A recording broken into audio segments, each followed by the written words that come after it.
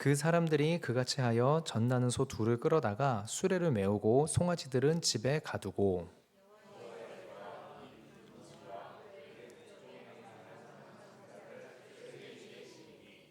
암소가 벳세메스 길로 바로 행하여 대로로 가며 갈대에 울고 좌우로 치우치지 아니하였고 블레셋 방백들은 벳세메스 경계선까지 따라가니라. 아멘. 오늘 본문의 말씀은 우리 전체 본문 범위의 말씀은 여호와의 언약궤를 전쟁에서 승리한 전리품으로 취한 블레셋 땅에 하나님께서 자신의 영광의 손으로 임재하셔서 일으킨 재앙이 블레셋 사람들이 감당하기가 힘들어 그 재앙을 피하기 위한 방법들로 블레셋의 방백들, 그 사회적 리더들과 블레셋의 제사장들, 영적 리더들이 함께 계획을 세우고 실행하는 장면이 오늘 우리가 함께 보게 될 본문 영역의 내용입니다. 그들은 자신들의 상식과 기본적인 본능으로 일어날 수 없는 말도 안 되는 일들이 이루어지면 이것은 하나님이 하신 일이다라고 인정하겠다라는 그러한 결의를 하는 것을 보게 됩니다. 그것이 우리가 바로 읽은 본문 바로 앞에 나와 있는 6장 7절부터 9절까지의 내용인데요. 제가 읽도록 하겠습니다. 그러므로 새 수레를 하나 만들고 멍에를 메어보지 아니한 젖나는 소 두 마리를 끌어다가 소의 수레를 메우고 그 송아지들은 떼어 집으로 돌려보내고 여호와의 궤를 가져다가 수레에 싣고 속건제로 드릴 금으로 만든 물건들은 상자에 담아 궤 곁에 두고 그것을 보내어 가게 하고 보고 있다가 만일 궤가 그 본 지역 길로 올라가서 벳세메스로 가면 이 큰 재앙은 그가 우리에게 내린 것이요 그렇지 아니하면 우리를 친 것은 그의 손이 아니요 우연히 당한 것인 줄 알리라. 블레셋 사람들이 전혀 상식적으로 일어날 수 없는 일을 만약에 이 일이 된다면 하나님이 하신 일이다라고 제약을 걸고 제한을 걸어서 이것이 정말로 하나님이 하신 일인가 아닌가를 시험하고 끝까지 확인하려고 하는 장면인 것입니다. 성경에서 하나님의 살아계심을 보여주는 일은요 언제나 계산적인 일이 아니었습니다. 하나님의 살아계심을 보여주는 일은 언제나 계산적인 일이 아니었습니다. 말도 안 되는 기적 같은 일이었는데 그래서 표현 그대로 하나님의 사람들이 말도 안 되는 하나님의 사람들이 말도 안 되는 선택을 함으로 하나님이 그 선택 가운데에서 하나님 자신의 살아계심을 드러내 보여주신 순간들이 많이 있습니다. 대표적으로 출애굽기 7장 5절에 이렇게 말씀하시는데요. 하나님이 내가 내 손을 애굽 위에 펴서 이스라엘 자손을 그 땅에서 인도하여 낼 때에야 애굽 사람이 나를 여호와인 줄 알리라.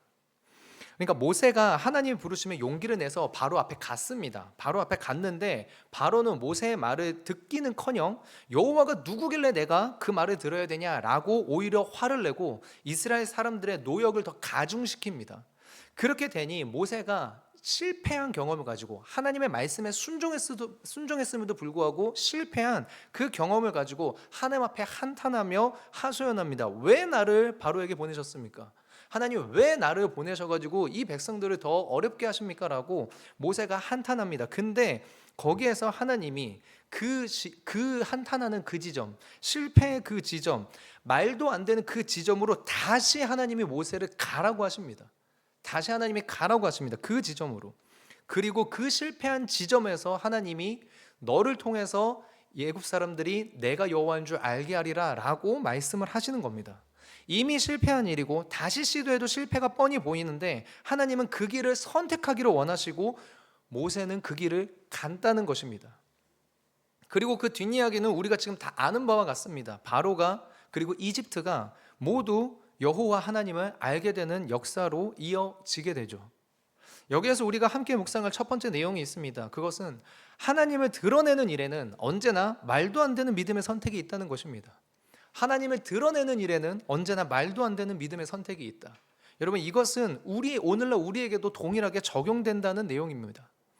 물론 여러분 지금 이 말은 당장 보편적인 생각을 다 갖다 버리고 계산은 하나도 하지 말고 무조건 직관적으로 믿음적인 어떤 그런 보이는 선택을 해라 이 말은 아닙니다.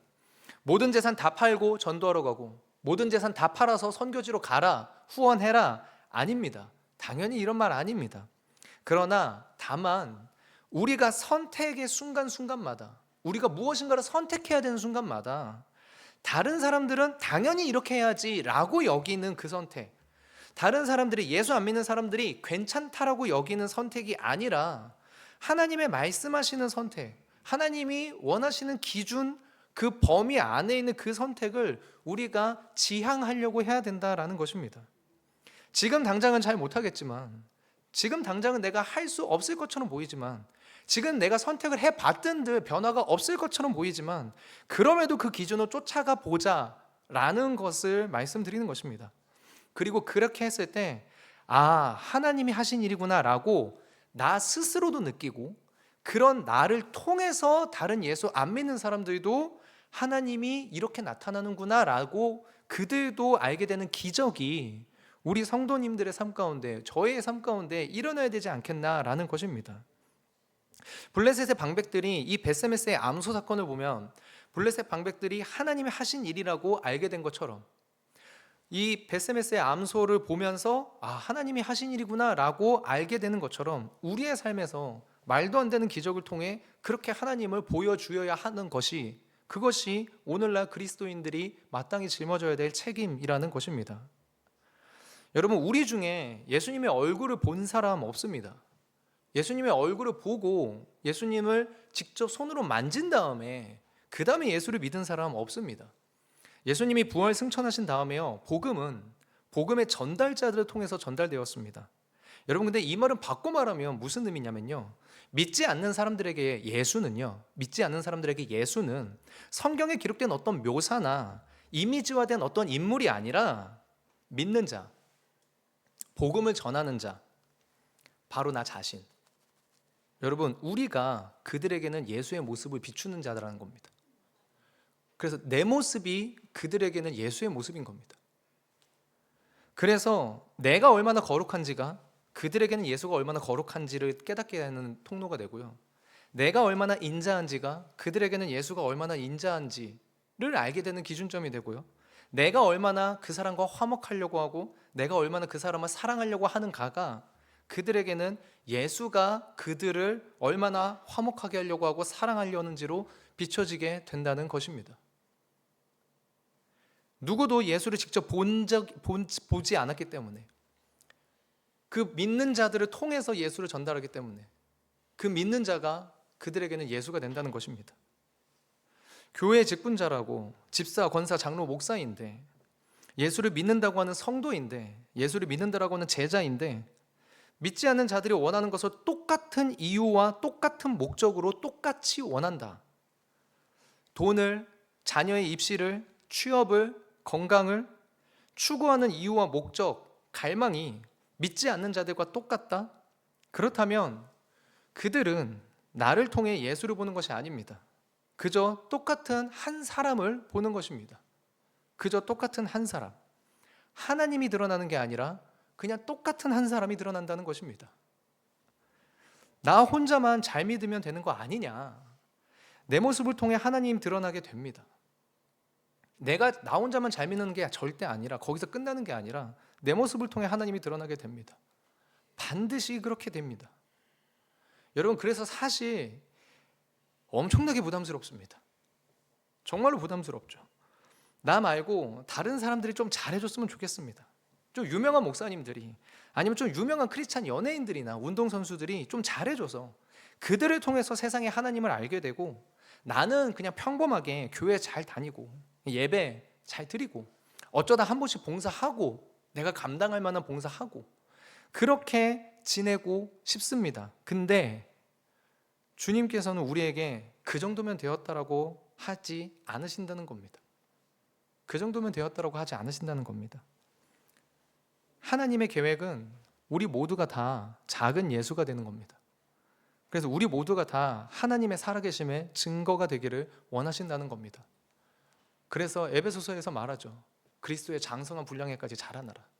아는 것과 믿는 일이 하나가 되어서 그리스도의 장성한 분량에까지 자라나라. 우리 모두가 예수가 되어야 됩니다. 말도 안 되는 일이죠. 근데 여러분, 우리가 그 말도 안 되는 일이 일어나야 되는 사람들이라는 겁니다. 두 번째로 함께 나눌 묵상은 하나님을 드러내는 과정에는 반드시 자기 부인이 들어간다는 겁니다. 10절에서 12절까지의 오늘 본문 말씀입니다. 그 사람들이 그같이 하여 젖나는 소 둘을 끌어다가 수레를 메우고 송아지들은 집에 가두고 여호와의 궤와 및 금지와 그들의 독종의 형상을 담은 상자를 수레 위에 실으니 암소가 베스메스의 길로 바로 행하여 대로로 가며 갈 때에 울고 좌우로 치우치지 아니하였고 블레셋 방백들은 베스메스의 경계선까지 따라가니라. 말도 안 되는 일이 벌어지고 있는 거죠. 말도 안 되는 일이 벌어지고 있습니다. 무슨 말도 안 되는 일입니까? 이 암소는 방금 얼마 전에 새끼를 낳았습니다. 그러면 그 새끼를 향한 암소의 본능적인 모습이 있고 욕구가 있고 욕망이 있고 해야 할 일이 있습니다. 그런데 이 베스메스 암소가 그 모든 것을 제하는 것입니다. 거부하는 것입니다. 부인하는 것입니다. 여러분, 이 베스메스의 암소 이야기는 예수님에 대한 비유입니다. 예수님에 대한 표식입니다. 베스메스의 암소는 이제 막 새끼를 낳은 암소로 자기 새끼와 떨어지기 싫어합니다. 떨어질 수 없습니다. 짐승의 본능, 어미의 본능, 자신의 역할인데 그 본능을 원하는 것을 거스르고 있는 것입니다. 즉 자기를 부인하는 거죠. 한 번도 끌어본 적이 없는 수레를 끌기 위해서 한 번도 메어본 적이 없는 멍에를 메고 갑니다. 자신은 젖을 물리는 암소지 수레를 끄는 소가 아닙니다. 그럼에도 불구하고 이 베스메스의 암소는 자기를 부인하고 멍에를 짊어지고 수레를 끌고 갑니다. 그리고 마지막에는 하나님에 대한 제물로 바쳐지게 됩니다. 그래서 이 베스메스의 소는 우리 주님의 삶을 드러내는 묘사인 것이고 동시에 우리가 어떻게 삶을 살아가야 되냐라고 할 때에 보게 되는 우리의 삶의 모습인 겁니다. 우리가 믿지 않는 자들에게 그리스도의 모습을 나타낸다고 하는 것은 그리스도의 길을 따라가야 함을 말하는 것이겠죠.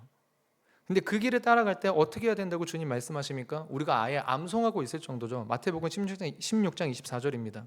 이에 예수께서 제자들에게 이르시되 누구든지 나를 따라오려거든 자기를 부인하고 자기 십자가를 지고 나를 따를 것이니라.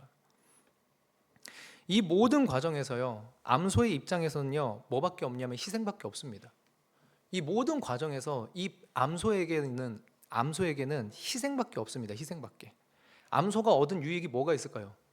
단 하나도 없습니다, 여러분. 자기 새끼랑 떨어졌죠. 자기가 한 번도 해보지 못한 수고 행하죠. 그리고 마지막엔 죽습니다. 어떤 유익이 암소에게 있습니까? 아무것도 없습니다. 유익이 아무것도 없습니다. 그런데 여러분, 이 암소의 희생으로, 이 암소의 자기 부인으로, 이 암소가 한 번도 짊어지지 않은 멍에를 짊어짐으로 무슨 일이 펼쳐지냐면 블레셋의 사람들이 분명하게 깨닫는 겁니다. 아, 이 모든 일은 하나님이 하신 거구나. 이 암소가 희생됨으로 블레셋의 예수를 안 믿는, 하나님을 모르는 그 사람들이 아, 이 모든 일은 하나님이 하셨구나 라고 알게 된다는 겁니다. 앞에서 말씀드린 것처럼 믿지 않는 자들에게는 우리가 예수 그리스도입니다. 믿지 않는 자들에게는 우리가 예수 그리스도입니다. 그래서 그들에게 우리가 예수님을 나타내야 되는데 그 방법이 그들이 일반적으로 선택하는 방법이 아닙니다. 그들의 기준에서 괜찮은 범위 수준, 괜찮은 사람이네, 좋은 사람이네 정도의 범위 수준이 아니라는 겁니다. 대부분의 사람들이 일반적으로 선택하는 방법, 길, 여러분 그것은 나도 원하는 길이죠. 내 욕망도 원하고 나에게도 필요한 길이기도 합니다. 그런데 그 모든 거 내려놓고 주님이 원하는 길로 선택해야 된다라고 성경은 말하고 있다는 겁니다. 자기를 부인하고 내 배우자에게, 내 자녀에게, 내 부모와 형제에게 다른 사람들이 괜찮다고 하는 수준과 범위의 선택을 넘어서서 예수님이 말씀하시는 수준과 범위의 행동을 선택해야 된다라고 성경 말씀은 우리에게 말하고 있는 것입니다. 그래서 하나님을 드러내는 일에는, 하나님을 드러내는 기적에는 필연적으로 희생이, 자기 부인이 포함됩니다. 그런데 이 자기 부인에 관련돼서 이 자기 부인을 얘기할 때 오늘 본문과 관련해서 주목할 점이 두 가지가 있습니다. 하나는 이 암소가 울면서 갔다는 겁니다. 12절입니다. 암소가 벳세메스 길로 바로 행하여 데리러 가며 갈 때에 울고 좌우로 치우치지 아니하였고 블레셋 방백들은 벳세메스 경계선까지 따라가니라. 자기 새끼와 억지로 떨어져서 가는 자기 부인의 사건 현장입니다. 여러분, 이게 즐겁겠습니까? 웃을 수 있겠습니까? 아니요, 즐겁지 않습니다. 찬송가 430장에 주와 같이 길 가는 거 즐거운 일 아닌가? 안 즐거워요. 여러분, 안 즐거워요. 안 즐겁습니다. 어떻게 마냥 즐겁습니까? 여러분, 예수님도 땀이 피가 되는 기도로 가는 길인데, 예수님조차도 땀이 피가 되는 길로 가는 길인데, 여러분, 이게 어떻게 마냥 즐겁겠습니까? 마냥. 혹시 지금 자기 부인의 선택을 스스로를 희생하면서 주님의 영광을 위한 길을 걸어가시는 분이 있다면, 크든 작든 그런 길을 걸어가고 계신 분이 있다면, 그래서 힘들다면, 마음이 괴롭다면 정상입니다. 나는 주님 때문에 기뻐해야 되는데 왜 나 힘들지? 아니요, 힘든 게 정상입니다. 정상이에요. 이상한 거 아닙니다. 잘못된 거 아닙니다. 힘든 거 맞습니다. 그런데요, 이 암소가 어떻게 합니까? 울면서 주저앉은 것이 아니라는 겁니다. 울면서 주저앉은 게 아니라 울면서 간다는 겁니다. 울면서 갑니다. 억울한데 갑니다. 힘든데 갑니다. 위로 좀 받았으면 하는데 위로가 없지만 그래도 갑니다. 다른 사람이 좀 도와줬으면 좋겠는데 아무도 안 도와주는데 그래도 갑니다. 여러분, 울면서 가는 거예요. 심지어 그냥 가지 않습니다. 좌로나 우로나 치우치지 않고 곧게 갑니다. 울지만 뒤돌아보지 않고, 울지만 옆길로 새지 않고, 좌로나 우로나 치우치지 않고 가는 겁니다. 그리고 그 모습 보고 블레셋 사람들이, 믿지 않는 그 사람들이 하나님을 봅니다. 우리 성도님들, 제가 모르는, 제가 어떻게 여러분 다 압니까? 제가 모르는 싸움이 얼마나 많이 있으십니까? 육신의 질병 때문에, 관계의 어려움 때문에, 물질적인 어려움 때문에, 제가 모르는 우리 성도님들의 어려움 얼마나 많이 있습니까? 그래도 힘을 내시길 부탁드립니다. 왜냐하면 여러분들 통해서 하나님이 드러납니다. 자녀를 학원이 아니라 말씀으로 키우고 싶은데 두렵죠. 내 자녀 학원이 아니라 말씀으로 키우고 싶은데 두렵죠. 당연히. 될까? 되나? 이놈의 자식이고 괜찮나? 당연히 두렵죠. 믿지 않는 배우자 한 번 더 용납하는 게 너무너무 힘들죠. 막 속에서 분노가 일어나죠.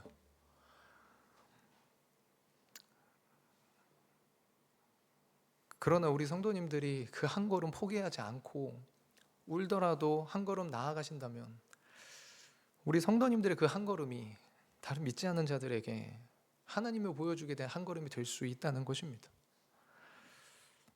성도님들이 끝까지 힘을 내실 수 있기를 소망합니다. 다른 한 가지 더 강조해 볼 것은, 이 암소는 한 번도 수레를 끌어본 적이 없지만 멍에를 메고 수레를 끌었다는 겁니다. 여러분, 누구도 십자가를 익숙하게 짊어지는 사람 없습니다. 예수님도 십자가 처음이었습니다. 연습하고 짊어지신 거 아닙니다. 우리가 자기 부인이라고 하는 부분에서 선택을 하는 지점이 여기에 있는 것 같습니다.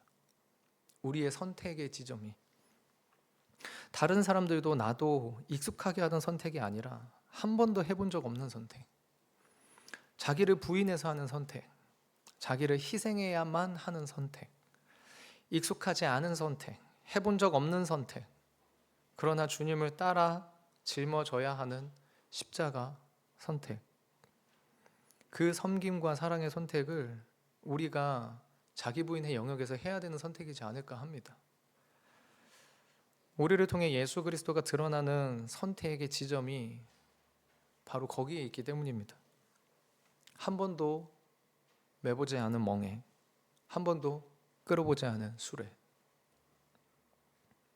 혹시 한 번도 성경 일독을 해본 적이 없다면, 한 번도 매일 기도를 해본 적이 없다면, 한 번도 전도를 해본 적이 없다면, 한 번도 봉사를 해본 적이 없다면, 우리가 우리의 삶으로 그리스도를 나타낼 수 있는 지점이 아마도 그곳일 것입니다. 한 걸음 더 나아가서 한 번은 참아도, 두 번은 참아도, 세 번은 참아본 적 없는 말이나 태도가 있다면, 한두 번은 용납해도 세 번은 용납하기 싫은 사람이 있다면, 그 지점이 우리가 주님을 닮아가는 지점이라고 볼 수 있지 않을까 합니다. 내가 참아도 그 사람이 예수님을 보지 못할 수 있고, 내가 용납해줘도 그 사람은 고마움과 감사를 모를 수 있지만, 분명한 건 우리가 그 선택을 할 때에 조금이지만 우리가 주님을 닮아갈 수 있다는 것입니다. 우리가 그렇게 조금씩 주님을 닮아가다 보면 주님의 때에 주께서 행하시는 일들을 볼 수 있지 않을까, 소망할 수 있지 않겠습니까? 익숙하지 않지만, 한 번도 끌어본 적 없지만, 남들은 안 매는 멍에, 남들은 안 끌고 가는 술에 우리가 한번 메고 같이 함께 나아가는 제가 될 수 있기를, 그리고 우리 성도님들이 함께 그렇게 될 수 있기를 주님의 이름으로 기도하는 이 밤 되길 소망합니다. 마지막으로 짧게 한 가지만 더 나눌 묵상은 끝까지 어떻게든 겸손하려고 하자입니다. 여러분, 이런 일이 가능하려면, 정말로 표현 그대로 말도 안 되는 기적과 변화가 일어나려면, 그렇게 말도 안 되는 자기 부인이 일어나려면, 여러분, 이건 결코 내 의지만 가지고 되는 일이 아닙니다. 진짜 안 되죠. 특히 신앙의 연수가 높으시고 오래되신 분들일수록 내가 한번 주님 닮아봐야지 하고 다짐하고 실패한 경험이 그 신앙의 연수만큼 쌓여있지 않을까 싶습니다. 이게 진짜 의지로 안 됩니다. 안 됩니다. 의지로. 진짜 하나님의 은혜가 필요합니다. 그런데 이스라엘은 지금 현재 하나님의 은혜에 집중하는 게 아니라 자기들의 호기심을 채우는 일에 집중하고 있다는 겁니다. 19절입니다. 벳세메스 사람들이 여호와의 궤를 들여다본 까닭에 그들을 치사 70명을 죽이신지라. 여호와께서 백성을 쳐서 크게 사륙하셨으므로 백성이 슬피 울었더라. 괄호 안에 있는 이 오만이라는 단어는요, 사본들마다 조금 차이가 있는데요, 주석가들은 이것이 조금 옮기는 과정에서 실수이지 않겠는가라고 보고 있습니다. 당시에 벳세메스의 인구가 5만이 되지 않았을 거라고 보고 있거든요. 그래서 이 부분은 약간 옮기는 부분에 있어서 좀 실수이지 않나라고 보고 있는 게 대부분의 정설이고, 그래서 70명을 죽인 것이 좀 더 이렇게 맞는 부분이다라고 해석하는 사람들이 조금 더 많다라고 합니다. 근데 5만 70명이든 70명이든 적지 않은 사람들이 죽은 것은 사실입니다. 여호와의 언약궤는 율법에 들여다보지 말 것을 명령하셨습니다. 그런데 이스라엘 백성들이 이 언약궤를 들여다보다가 무려 70명이나 죽게 된 것입니다. 여러분, 언약궤가 돌아오는 일에 벳세메스의 암소가 자기 새끼와 떨어지고 한 번도 끌어본 적 없는 수레를 좌로나 우로나 치우치지 않고 끌고 가는 이 일에 여러분, 이스라엘에 어떤 노력이 있었습니까? 이스라엘에 어떠한 개입이 있었습니까? 아무것도 없었습니다. 전적으로 100%다 하나님의 은혜로 된 일입니다. 여러분, 물론 그 가운데에서 하나님을 기뻐하는 마음이랑 하나님을 더 알고 싶은 마음이랑 생전 본 적이 없던 언약궤를 보게 됐다는 감격으로 흥분한 것까지는 이해가 됩니다. 그리고 그런 마음들이 당연히 있어야겠죠. 언약궤로 왔는데 그 언약궤인가 보다 하고 여러분 마음이 여러분 이래서는 안 되는 거죠. 분명히 언약궤면 이럴 수가 언약궤다라고 하면서 마음의 기쁨과 감동과 흥분이 되는 건 맞습니다. 그런데 그 모든 것들이 은혜를 앞서서도 되는 것은 아니지 않습니까? 여러분, 내 자녀가 하나님께 쓰임받는 인생을 사는 일에 좋은 대학, 뛰어난 능력과 기술, 탁월한 역량과 성취 필요 없겠습니까? 아니요, 필요합니다. 필요합니다. 너무너무 필요합니다. 의미 없지 않습니다. 너무나도 의미 있습니다. 중요합니다. 그런데 은혜가 있어야 되지 않겠습니까? 하나님 앞에서 살아가는 인생이라면 은혜가 정말로 있어야 되지 않겠습니까? 다윗을 보면 누구보다 하나님 앞에서 진실된 몸부림을 치고 순수한 은혜의 감동을 가지고 사는 사람임에도 불구하고 죄를 범하고 넘어지는 모습들이 보여집니다. 그의 아들 솔로몬을 보면 은혜를 받고도 전에도 이후에도 너와 같은 지혜를 가진 사람이 없을 거다라는 은혜를 받고도 오히려 그 받은 은혜로 말미암은 물질과 축복들로 넘어지게 되는 모습을 보지 않습니까? 하물며 내 자녀가, 내 배우자가, 내 부모 형제가 은혜 없이 뛰어난 능력, 은혜 없이 뛰어난 기술, 은혜 없이 뛰어난 역량을 갖추면 여러분 그 뛰어난 능력과 기술과 역량을 가지고 어디로 가겠습니까? 하나님을 위해 베스메스의 암소와 같은 길을 좌로나 우로나 치우치지 않고 곧게 베스메스로 가는 그런 길을 가겠습니까? 아니면 평소 보지도 못했던 언약궤니까 대체 그 안에 뭐가 있는지 궁금하다 하면서 그 안을 들여다보는 자기 호기심, 자기 만족, 이 모든 것이 하나님의 은혜로 되어진 일이라는 사실을 깨닫지 못하는 삶의 길을 가겠습니까? 은혜가 없다면 내 자녀가, 내 배우자가, 내 부모 형제가 그 뛰어난 기술과 역량과 능력을 가지고 어느 길로 가겠습니까? 오늘날 21세기 대한민국에서 하나님이 하셨다라고 사람들이 받아들일 만한 기적은 무엇이 있을까요? 병든 자가 나오면 하나님이 하셨다고 할까요? 아니면 죽은 자가 다시 일어나면 하나님이 하셨다고 할까요? 돈을 많이 벌면 하나님이 하셨다고 할까요? 아니면 하늘에 막 갑자기 글씨를 쓰면 하나님이 하셨다고 할까요? 아니요, 결코 그렇지 않을 것입니다. 오늘날 21세기 대한민국에서는요, 이 모든 것들은 하나님을 나타내지 못할 것입니다. 병든 자가 낫거나 죽은 자가 일어나면 거짓말하지 말라고, 서로 짜고 치는 거라고 그렇게 말할 것이고요. 돈을 많이 벌면 운이 좋았다고, 아니면은 그 사람이 그만큼 노력했겠지 라고 할 것이고, 하늘에 글씨가 나타났다고 하면 합성이라고, 저런 거 믿는 바보가 어디 있냐고 조롱할 것입니다. 여러분, 오늘날 21세기 대한민국에서는요, 이런 것들이 하나님을 드러내지 못합니다. 분명 말도 안 되는 일인데 여러분, 이런 것들이 아마 하나님을 드러내지 못할 것입니다. 그러면 어떤 기적이 하나님을 드러내는 기적이 될까요? 용서하지 못하는 사람을 예수님 때문에 용서하는 일, 아무도 봉사하길 꺼리는 자리를 예수님 때문에 봉사하는 일.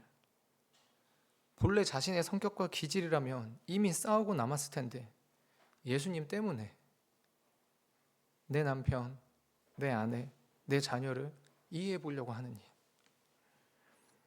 그런 내 변화, 사람의 변화가 오늘날 이 시대에 하나님이 하셨구나라고 하는, 하나님이 드러나는 기적이 되지 않을까요? 그 과정에서 울며 길을 갈 때도 있을 거고, 어찌어찌 길을 가면서도 좌로나 우로나 치우치지 않고 한 번도 끌어본 적 없는 수레를 끌기 위해서 멍에를 매는 우리가 된다면 그곳에서 분명히 하나님의 은혜가 임하는, 그래서 정말로 많은 사람들이 네가 믿는 하나님은 진짜 계시나 보다 라고 고백하게 되는 역사가 일어나게 되지 않을까요? 저도 우리 가족들에게 그런 말을 듣고 싶습니다. 저도 제 친구들에게 그런 말을 듣고 싶습니다. 제가 전한 메시지는 제가 다 잘해서 제가 다 한 것을 말씀드린 것이 아님을 고백합니다. 저도 안 됩니다. 그래서 이 밤에 같이 기도했으면 합니다. 우리 같이 함께 기도하도록 하겠습니다. 하나님, 하나님을 드러내는 말도 안 되는 기적이 필요합니다. 근데 하나님, 그 기적이 하늘에 글씨를 쓰는 게 아니고 내가 기도해서 어떤 죽은 자가 살아나는 게 아니라 지긋지긋하게 안 변하는 내 자아가 정말로 안 변하는 내가 변해야 되는 것임을 다시 한번 묵상하고 고백하게 됩니다. 용서할 수 없는 사람, 용서하기 싫은 사람, 만나기 싫은 사람, 말하기도 싫은 사람, 견디기가 어려운 취급당하는 거, 모욕을 견디지 못하는 이 마음, 아버지 하나님, 그 모든 것들이 예수님만 드러낼 수 있다면 아버지 하나님, 내가 정말로 견뎌낼 수 있는 그런 사람이 돼야 되는데 자기 부인이 안 되고 있는 이 모습을 주님 앞에 고백합니다. 하나님, 은혜 주시옵소서. 제가 잘 먹고 잘 살기 위한 은혜가 아니라 하나님을 드러내기 위한 은혜를 부어 주시옵소서. 감사드리며 예수님의 이름으로 기도합니다. 아멘.